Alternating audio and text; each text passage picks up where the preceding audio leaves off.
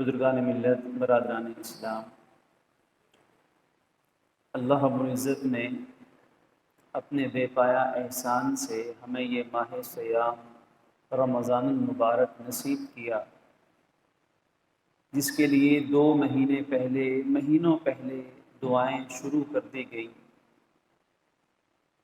اب اس نعمت خداوندی، اس احسان ربانی کا یہ حق ہے کہ اس ماہ مبارک کو اس کے شایان شان گزارنے کی کوشش کی جائے،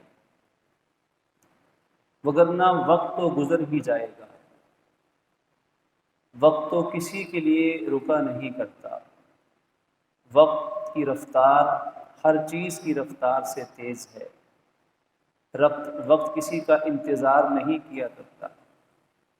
زمانے گزر گئے، یہ ماہ بھی گزر جائے گا، مکمل ہو جائے گا انشاءاللہ۔ لیکن اس نعمت کا حق یہ ہے، اس نعمت کی شکر گزاری یہ ہے کہ اس ماہ مبارک کو اس کے شایان شان گزارا جائے۔ کسی چیز کی جب تک شان کا نہ پتہ ہو تو اس کے شایان شان، اس کام کے تقاضوں کو بھی پورا کرنا ممکن نہیں۔ آپ کے سامنے قرآن مجید کی ایک آیت پڑھی گئی، ایک حدیث مبارک پڑھی گئی۔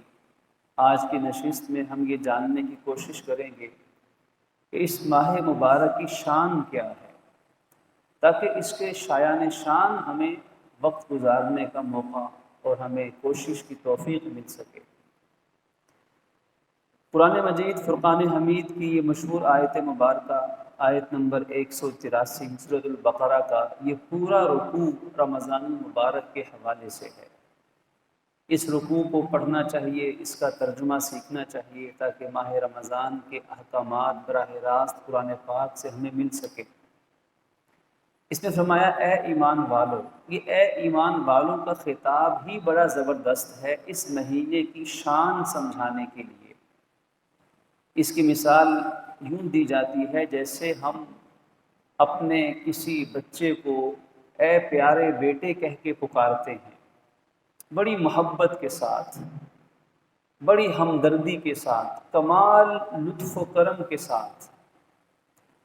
تو خالق عز و جل نے پہلے ہی سمجھا دیا کہ میں جو مہینہ اور جو بات آگے آنے والی ہے، اس بات کے پیچھے اللہ کی محبت، اللہ کی رحمت، اپنے بندوں پر احسان اور لطف و کرم کا سمندر ٹھاٹھے مار رہا ہے۔ یا ایھا الذین آمنوا کتب علیکم الصیام، تم پر روزے فرض کیے گئے ہیں۔ اب اللہ اپنے بندے پر کوئی بھی چیز اگر فرض کرتا ہے تو اس میں فائدہ سراسر بندے کا ہوتا ہے۔ رب تو غنی ہے، ساری مخلوق بھی عبادت چھوڑ دے تو اس کی بادشاہت میں کیا کمی آئے گی؟ تو وہ تو بندے پہ فرض کر رہا ہے، بندے کے فائدے کے لیے۔ اور پھر صرف اسی امت پر فرض نہیں ہوئے، کما کتب علی الذین من قبلکم، جیسا کہ تم سے پچھلی امتوں پر جتنی امتیں سابقہ گزری ہیں سب پر روزے فرض کیے گئے ہیں۔ اب اس حدیث میں، اس آیت میں جو فرمایا تم پر روزے فرض کیے گئے ہیں، تو کیسے پتہ چلا کہ روزے کون سے فرض ہیں؟ پچھلی امتوں پر تو کسی پر ایام 20 کے روزے فرض تھے، کسی پہ محرم کے فرض تھا، کسی پہ ذوالحج کا فرض ہو سکتا ہے۔ اس امت مسلمہ پہ رمضان کے روزے فرض ہیں، اس کا پتہ اس صیام سے مراد رمضان کے روزے ہیں، اس کا احادیث سے پتہ چل رہا ہے۔ احادیث مبارکہ بھی حجت ہیں قرآن کی طرح۔ حدیث کو چھوڑ کے نہ قرآن پہ عمل ممکن ہے، حدیث کو چھوڑ کے نہ اللہ کے نبی کے اسوہ مبارکہ پہ عمل ممکن ہے۔ اور آگے ساتھ فرما بھی دیا شہر رمضان، وہاں بھی صراحت آ گئی۔ تو پچھلی امتوں پر بھی فرض کیے گئے تھے۔ یہ فرضیت میں یہ روزہ فرض ہے، یہ پہلی شان ہے اس کی۔ دوسری شان یہ ہے کہ لعلکم تتقون، فائدہ بندوں کا ہے۔ وہ یہ ہے کہ لعلکم تتقون، تاکہ تم پرہیزگار بن سکو۔ اب روزے سے تقویٰ کیسے ملے گا؟ ایک بات یہ سمجھنے والی ہے کہ کوئی بھی نیک عمل ہے، کوئی بھی عبادت ہے، اس کے بنیادی طور پر 2 پہلو ہوا کرتے ہیں۔ 2 پہلو ہوا کرتے ہیں۔ ایک پہلو تو عوامی ہے، جس کو عوام الناس سمجھ لیتے ہیں، لیکن ایک پہلو خصوصی ہے، عوامی پہلو ہے ثواب کا۔ کوئی بھی عمل ہوتا ہے تو اس عمل پہ ہمیں شریعت ثواب کی بشارت سناتی ہے۔ نماز پڑھو گے تو یہ ثواب ملے گا، روزہ رکھو گے تو یہ ثواب ملے گا، زکوٰۃ دو گے تو یہ ثواب ہوگا، یہ اجر ملے گا۔ ایک اس چیز کا ثواب ہوا کرتا ہے اور ایک اس چیز کا بنیادی مقصد ہوا کرتا ہے۔ اب ثواب تو اس کا بے حد ہے، جو انشاءاللہ ابھی ہم سماعت فرمائیں گے احادیث کی روشنی میں، لیکن اس روزے کا بنیادی مقصد ہے تقوی کا حصول۔ اس تقوی کے نتیجے میں اللہ کی رضا بھی ملے گی، اور حدیث آئے گی الصوم لی وانا اجزی بہ، کہ روزہ میرے لیے ہے، خالق کہتا ہے کہ اس کا اجر و ثواب بھی میں جتنا چاہوں گا عطا کروں گا، کوئی حد نہیں ہے، بے حساب اجر و ثواب دوں گا۔ اب یہ بے حساب اجر و ثواب لعلکم تتقون کے ساتھ جڑا ہوا ہے۔ جب تک تقوی کے ساتھ روزے نہیں رکھے جائیں گے تب تک بے حساب اجر و ثواب کا وعدہ پورا نہیں ہو سکے گا۔ اسی لیے دوسرے مقام پہ یہ حدیث میں صراحت کر دی گئی، وضاحت کر دی گئی کہ من لم یدع قول الزور والعمل به فلیس للہ حاجۃ ان یدع طعامہ وشرابہ، او کما قال، کہ جو شخص روزہ رکھ کر بھی جھوٹ اور بری کاموں سے باز نہیں آتا تو اللہ کو اس کے بھوکے پیاسے رہنے سے کوئی غرض نہیں ہے، کیونکہ اس نے روزہ تو رکھا ہے لیکن مقصد پورا نہیں کر رہا۔ مقصد کیا ہے؟ کہ اپنے اندر یہ احساس پیدا کیا جائے، اس چیز کو محسوس کیا جائے کہ جیسے اپنے اختیار سے افطاری کے وقت کھائیں گے پیئیں گے، اس سے پہلے اپنے اختیار سے کھانا پینا چھوڑ دیا، میاں بیوی کے تعلقات چھوٹ گئے، حلال چیزیں بھی چھوڑ دی، تو اپنے اختیار سے حرام کیوں نہیں چھوٹ سکتا؟ جس میں اتنی روحانی طاقت ہے کہ وہ روزہ رکھ کر حلال بھی ان کے کہنے پہ چھوڑ رہا ہے، تو ان کے کہنے پہ وہ حرام کیوں نہیں چھوڑ سکتا؟ انسان کے دماغ میں آج کے انسان کے دماغ میں ایک شبہ پیدا ہے، ایک شک بیٹھا ہوا ہے، ایک غلط فہمی دماغ میں سرایت کر چکی ہے۔ وہ غلط فہمی یہ ہے کہ اس دور میں گناہوں سے بچنا ممکن نہیں ہے، یہ دور زمانہ بڑا خراب ہے۔ یہ عام جملہ سننے کو ملتا ہے، زمانہ بڑا خراب ہے، برائی غالب ہے، اس لیے گناہ سے نہیں بچ سکتے۔ تو روزہ تو خود ثبوت فراہم کر رہا ہے کہ جو آدمی 11 مہینے اگر گناہ سے نہیں بچ رہا تو رمضان میں کیوں بچ رہا ہے؟ رمضان میں اس لیے بچ رہا ہے کیونکہ اب اس نے بچنے کی کوشش کی ہے، روزہ رکھا، روزے نے روحانی طاقت دی، اس روحانی طاقت کی پیدائش اور اس کی حیثیت اس کے اپنے دل میں پیدا ہوئی، اپنی کوشش اور اپنی محنت کے ذریعے سے۔ عطا اللہ نے کی ہے، لیکن دنیا دار الاسباب ہے، رب نے ہر چیز کا کوئی سبب پیدا کیا ہے، روزے کو تقوی کا سبب بنایا گیا ہے۔ تو اس لیے رمضان کی شان یہ ہے کہ پہلی شان، سب سے بڑی فضیلت کہ یہ فرض ہے، اور دوسری فضیلت یہ ہے کہ اس رمضان میں گناہوں سے بچنا یہ روزے کا مقام ہے، روزے کی حیثیت ہے۔ سب سے بڑا وظیفہ اس رمضان کا، ہر روزے کا، گناہوں سے بچنا، نافرمانی سے بچنا۔ اگر یہ مرحلہ طے ہو جائے تو پھر اس کی جتنی فضیلتیں ہیں سب انشاءاللہ مل جائیں گی۔ وہ اللہ کا وعدہ ہے، پروردگار عالم کا وعدہ ہے۔ اس نے رمضان میں بہت کچھ کیا بندوں کے لیے رحمت سے۔ بخاری شریف کی روایت ہے، اذا دخل شہر رمضان، جب رمضان کا مہینہ شروع ہو جاتا ہے، فتحت ابواب السماء، تو آسمانوں کے دروازے کھول دیے جاتے ہیں، وغلقت ابواب جہنم، اور جہنم کے دروازوں کو بند کر دیا جاتا ہے، وسلسلت الشیاطین، اور شیاطین کو بھی قید کر دیا جاتا ہے تاکہ اللہ کے بندوں کو گمراہ نہ کریں، ان کو عبادت سے پیچھے نہ ہٹائیں، اس رمضان کی برکت سے، اس ماہ سیام کی برکت سے۔ اور ایک اور مقام پہ فرمایا کہ الصیام جنہ، کہ یہ روزہ، اس کی شان یہ ہے کہ یہ ڈھال ہے، یہ بچاؤ کا ذریعہ ہے، لہٰذا فلا یرفس ولا یجہل، لہٰذا اس روزے کی حالت میں، رمضان میں کوئی گناہ مت کرو، کوئی بے حیائی کی بات مت کرو، نہ جہالت کی باتیں کرو۔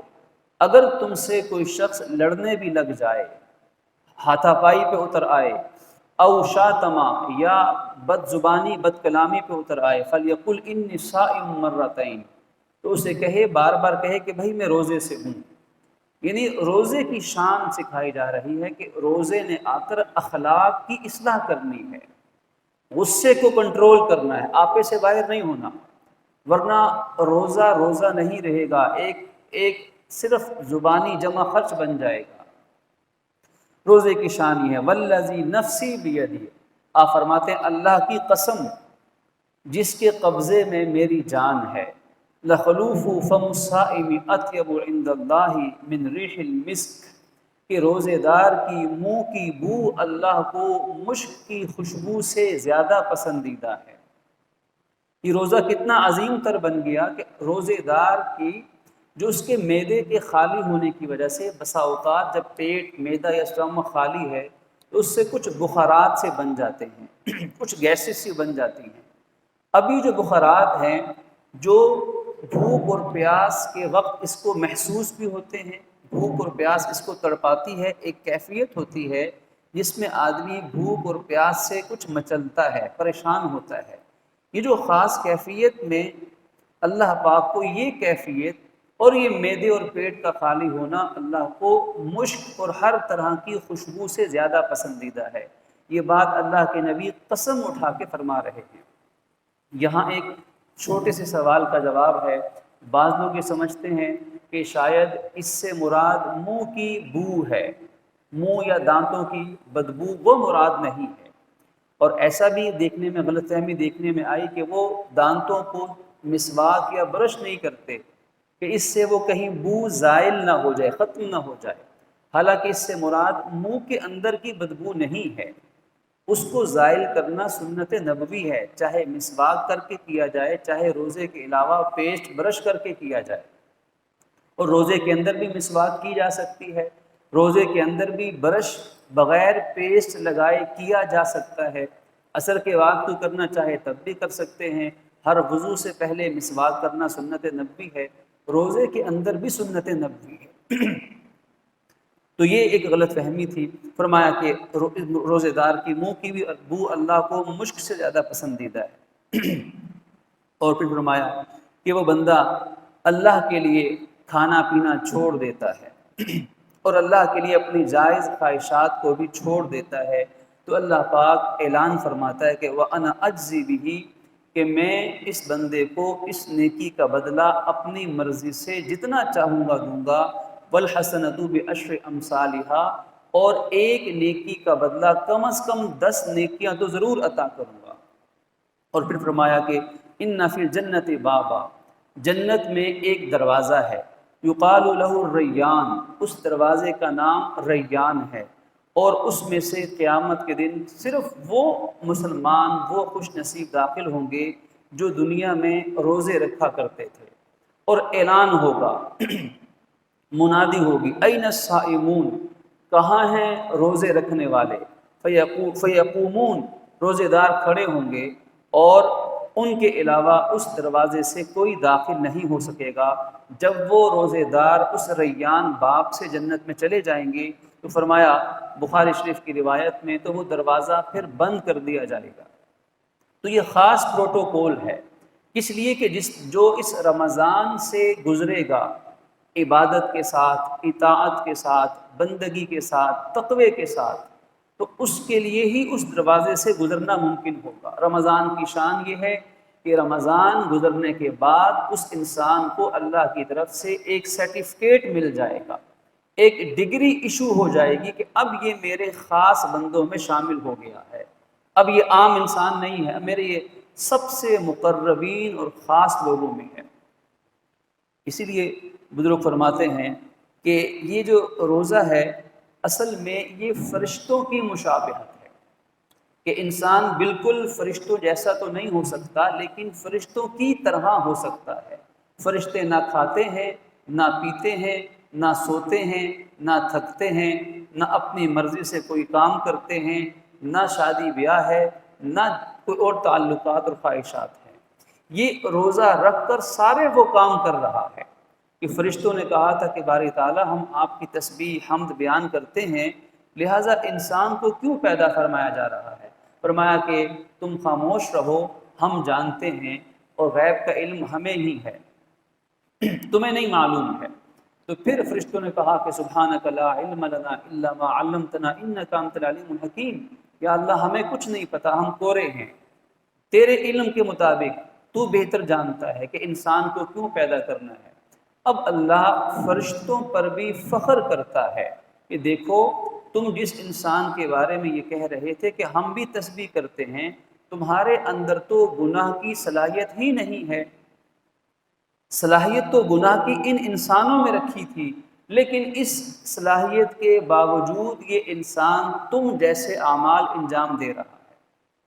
سیدھی سی آسان سی بات ہے، ایک انسان اندھیرے کمرے میں، بند کمرے میں آنکھیں بند کر کے بیٹھ جائے اور کہے کہ دیکھو کہ میں اپنی نگاہ کو غلط استعمال نہیں کرتا، تو اس حالت میں نگاہ غلط استعمال کرنا ممکن نہیں، تو اس کا غلط استعمال نہ کرنا کوئی کمال نہیں ہوگا، یہ کوئی کمال نہیں ہے۔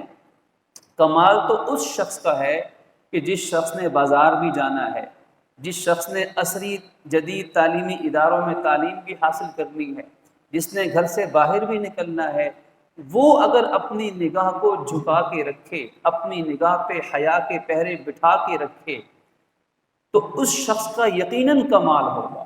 کتنا بڑا کمال ہوگا کہ آپ نے ارشاد فرمایا، حدیث نبوی کا مفہوم ہے کہ جس شخص کی نگاہ کسی غیر محرم پر پڑی اور اللہ کے خوف سے اس نے اپنی نگاہ کو جھکا لیا، اللہ نے اس کے پچھلے گناہوں کو معاف کر دیا۔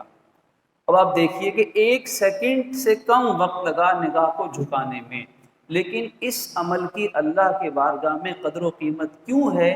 کیونکہ یہ گناہ کر سکتا تھا پھر بھی نہیں کر رہا۔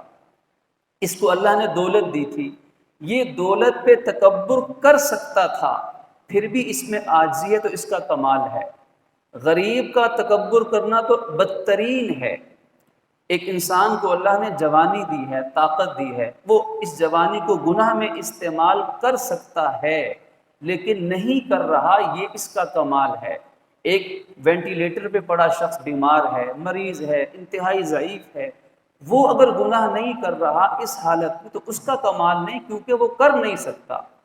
جو گناہ کر سکتا ہے پھر بھی نہیں کر رہا، تو یہ اس کا کمال ہے۔ اس کے اللہ کے ہاں اس چیز کی قدردانی ہوگی، اس کو دگنا رتبہ دیا جائے گا۔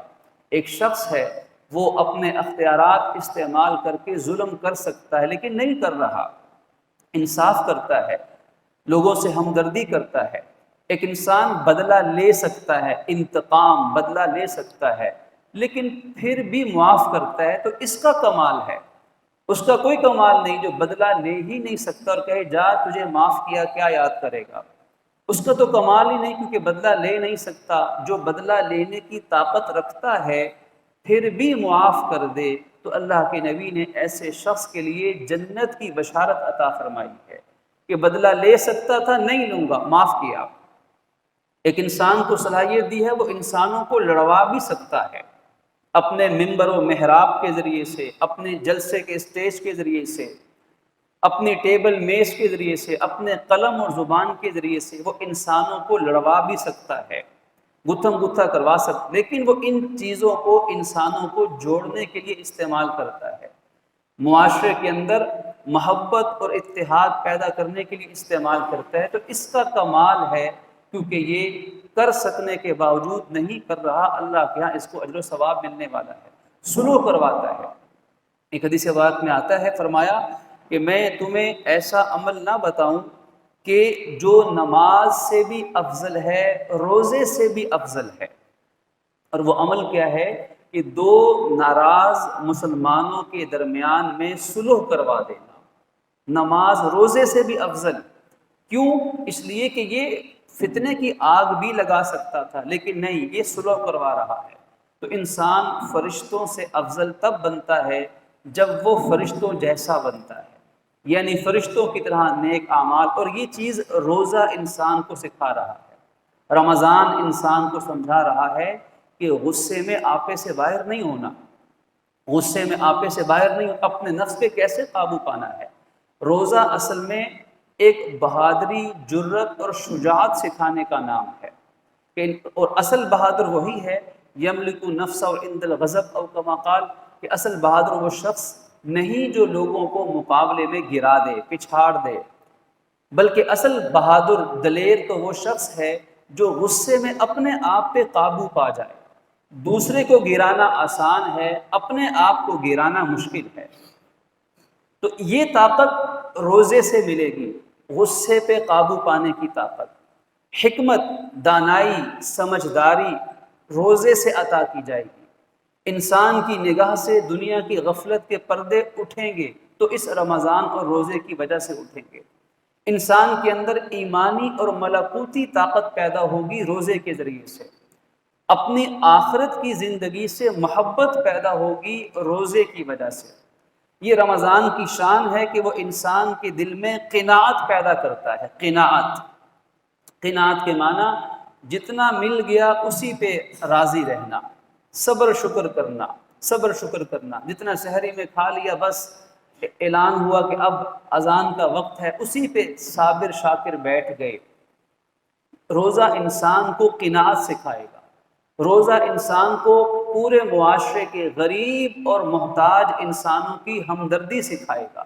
ایک انسان کو اللہ نے اتنا دیا کہ 11 مہینے جتنا مرضی کھائے، کبھی بھوک اور پیاس نہیں لگے، سب کچھ پہلے سے موجود ہے، لیکن رمضان میں بادشاہ وقت ہی کیوں نہ ہو، اگر مسلمان ہے، دنیا کا امیر ترین انسان ہی کیوں نہ ہو، اگر مسلمان ہے، تو بھوک اور پیاس اسے بھی لگے گی، اسے بھی بھوکا رہنا پڑے گا، اسے بھی پیاسا رہنا پڑے گا۔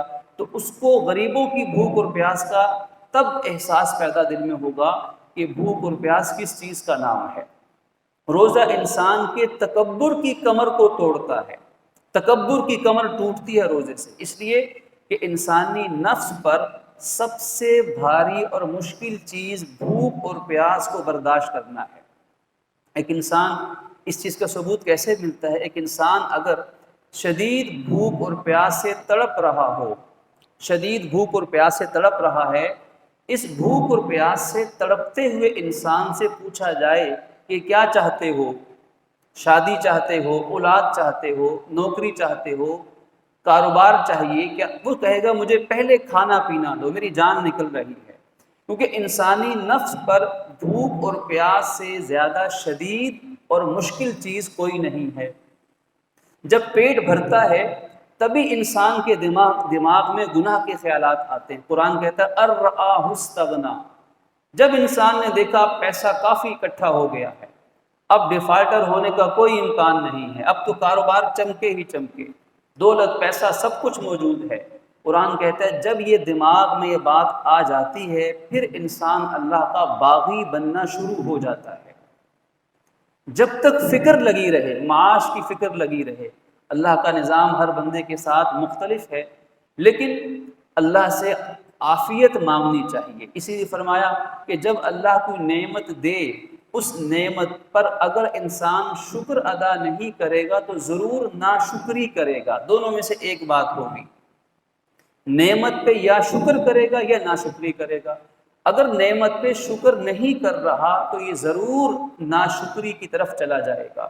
اللہ نے دولت دی ہے، کامیابی دی ہے، عزت دی ہے، اختیارات، طاقت دیے ہیں، اس کو چاہیے کہ اس پہ شکر گزار بن جائے۔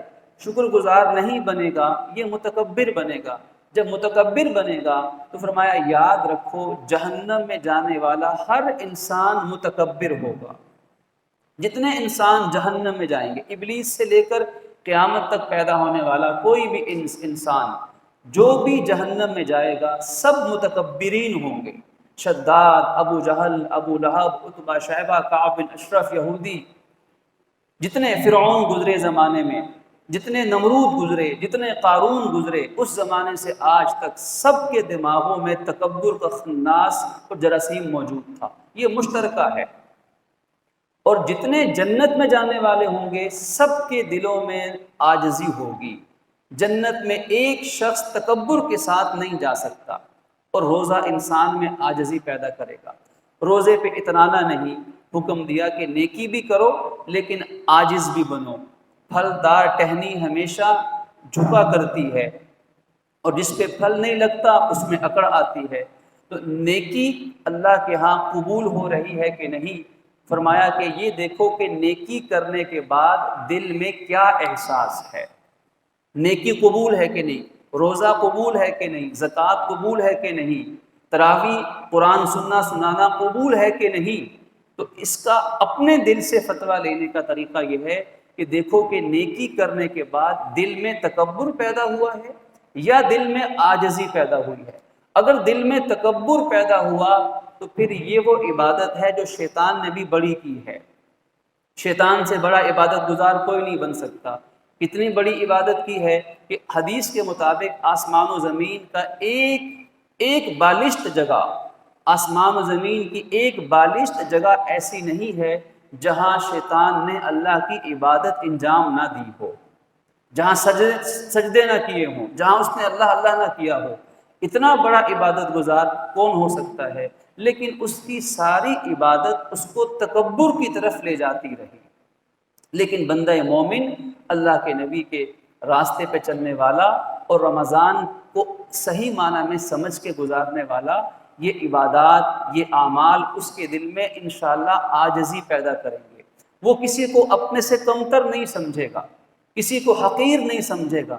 تو خلاصہ یہی ہے کہ یہ رمضان وہ مبارک مہینہ ہے کہ جس کی شان یہ ہے کہ ہر روزے دار کو اس سے فائدہ ہوگا۔ ہر روزے دار کی دعائیں اس وقت تک قبول ہوں گی، افطاری کے وقت تک قبول ہوتی رہیں گی، مومن کا رزق بڑھا دیا جا رہا ہے۔ اسی لیے یہی فرمایا کہ ایک انسان رمضان گزارتا ہے لیکن پھر بھی اپنی عبادت اور اطاعت اور توبہ استغفار سے اللہ کو راضی نہیں کر سکتا یا نہیں کرتا، تو ایسا انسان ذلیل و خوار ہو جائے۔ دعا جبرائیل علیہ السلام نے مانگی اور آمین رحمت عالم نے اس پہ فرمائی ہے۔ اس کے قبول ہونے میں کس کو شک ہو سکتا ہے کہ جبرائیل دعا کرنے والے ہوں اور نبی پاک صلی اللہ علیہ وسلم دعا پر آمین کہنے والے ہوں، تو یقیناً یہ دعا پہلے سے قبول ہو چکی ہے۔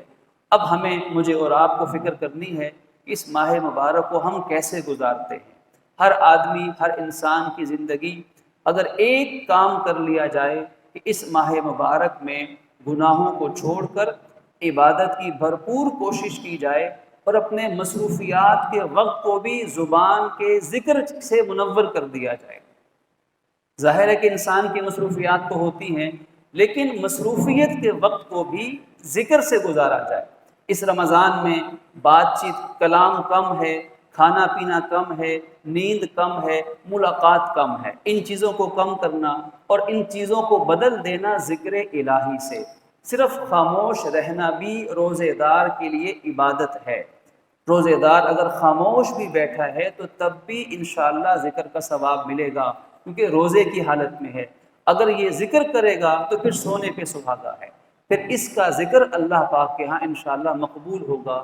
اللہ رب العزت سے دعا فرمائیے کہ پروردگار عالم اس ماہ مبارک کو اس کی شان کے مطابق ہمیں گزارنے اور اللہ پاک کی بارگاہ میں سرخرو ہونے کی توفیق عطا فرمائے۔ وآخر دعوانا ان الحمد للہ رب العالمین۔